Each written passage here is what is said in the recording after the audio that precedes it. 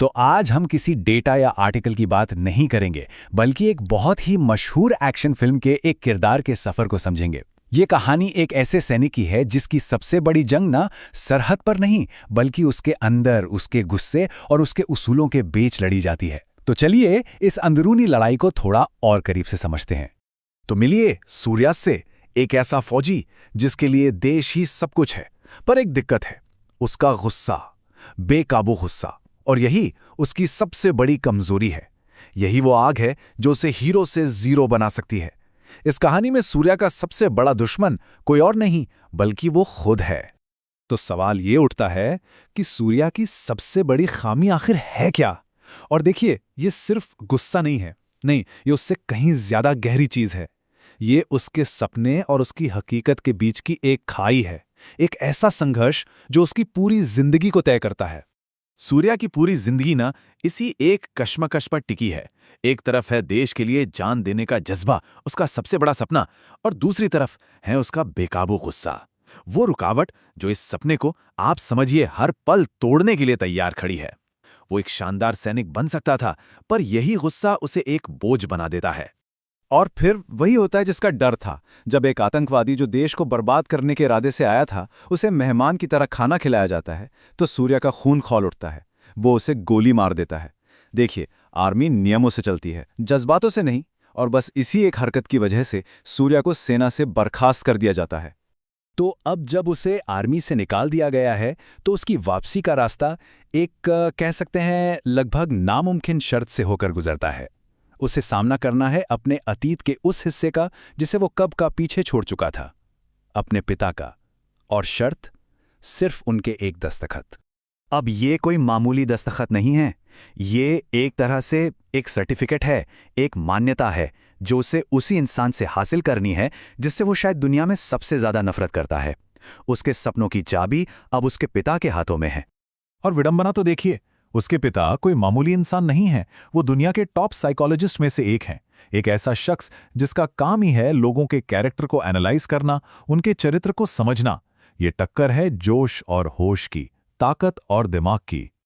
ये एक लाइन, बस ये एक लाइन ही बाप बेटे के बीच की गहरी खाई को दिखाने के लिए काफी है।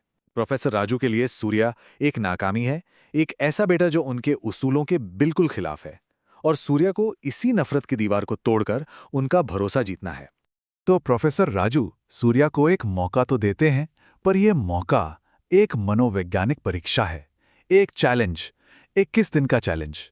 ये सिर्फ गुस्से पर काबू पाने का टेस्ट नहीं है, बल्कि खुद को नए सिरे से बनाने का एक सफर है। 21 दिन, साइकोलॉजी भी कहती है ना कि किसी भी आदत को बनाने या तोड़ने में 21 दिन लगते हैं। तो प्रोफेसर राजू उसे ठीक यही मौका देते हैं। 21 दिन, या तो खुद को बदल लो या फिर अपना सपना हमेशा हमेशा के लिए भूल जाओ।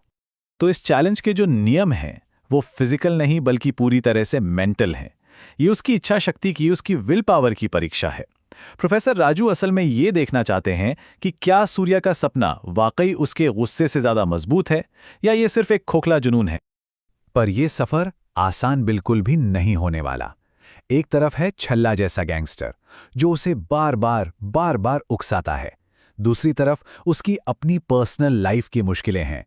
मतलब हर मोड़ पर, हर कदम पर दुनिया जैसे उसे गुस्सा दिलाने की ही साजिश कर रही है। और इन्हीं सब बाहरी दबावों के बीच कहानी अपने सबसे अहम मोड़ पर पहुंचती है। अब ये चैलेंज सिर्फ गुस्से को कंट्रोल करने का नहीं रह जाता, बल्कि ये बन जाता है चरित्र और ज़मीर की एक बहुत बड़ी परीक्षा। सूर्या अपनी आंखों के सामने एक बहुत बड़ा अन्याय होते हुए देखता है। एक देशभक्त सैनिक, एक फौजी को मारकर उसे देशद्रोही साबित कर दिया जाता है। अब सूर्या के सामने एक ऐसा संघर्ष खड़ा है जो उसके शांत रहने के वादे से सीधे टकराता है। और ये बात जो उसने कभी अपने पिता के एक स्टूडेंट से सुनी थी, अब उसके कानों में गूंज रही है। उसे एक बहुत ही मुश्किल फैसला लेना है, एक ऐसा फैसला जो ये तय करेगा कि वो असल में है कौन। तो सोचिए, ये एक ऐसा मोड़ है जहां किसी को भी चुनना पड़ेगा। एक तरफ है जिंदगी भर का सपना और दूसरी तरफ ज़मीर की आवाज़। क्या चुप रहकर सपना पूरा कर लिया जाए या फिर अन्याय के खिलाफ आवाज़ उठाकर सब कुछ दांव पर लगा दिया जाए। सूर्या बस इसी नैतिक दोराहे पर खड़ा है। और सूर्या एक हैरान कर देने वाला फैसला लेता है। वो चुनौती हारने का चुनाव करता है। उसे यह एहसास हो जाता है कि अन्याय के सामने चुप रहकर उसने अपनी आत्मा को ही मार दिया है। वो अपने पिता से जाकर कहता है, मेरे अंदर अब मैं हूं ही नहीं। और यहीं से सूर्या का असली ट्रांसफॉर्मेशन, उसका असली बदलाव शुरू होता है। वो अपनी सबसे बड़ी खामी को अपनी सबसे बड़ी ताकत में बदल देता है। ये जन्म है मकसद वाले गुस्से का। अब सूर्या का गुस्सा अंधा नहीं है, अब वो मकसद से भरा है। वो छल्ला का सामना करता है, लेकिन इस बार वो बेकाबू होकर नहीं, बल्कि एक बहुत ही साफ नैतिक उद्देश्य से आगे बढ़ता है, एक बेगुनाह सैनिक के सम्मान की रक्षा करना। विलन से अपने टकराव के दौरान सूर्या देशभक्ति को एक नए तरीके से परिभाषित करता है। वो कहता है कि देशभक्ति पासपोर्ट या आधार कार्ड में नहीं होती, वो दिल में होती है। ये एक अंदरूनी एहसास है, कोई बाहरी लेबल नहीं। और सूर्या के इस एक कदम से कहानी की सारी गुत्थियां सुलझ जाती हैं। वो न सिर्फ मुस्तफ़ा को इंसाफ दिलाता है, बल्कि उसके बेटे को भी गलत रास्ते पर जाने से बचाता है। और इस पूरी प्रक्रिया में वो आखिरकार अपने पिता का सम्मान भी हासिल कर लेता है। और कहानी का अंत बहुत खूबसूरत है। सही वजहों से अपने सपने को छोड़ने के बाद वो आखिरकार उसे हासिल कर लेता है, क्योंकि उसने ये साबित कर दिया कि एक अच्छा सैनिक होने से भी पहले एक अच्छा इंसान होना जरूरी है। ये कहानी हमें इसी एक सवाल के साथ छोड़ जाती है कि क्या हमें अपनी कमजोरियों से सिर्फ लड़ते रहना चाहिए या उन्हें अपनी सबसे बड़ी ताकत बनाना सीखना चाहिए। इस पर जरूर सोचिएगा।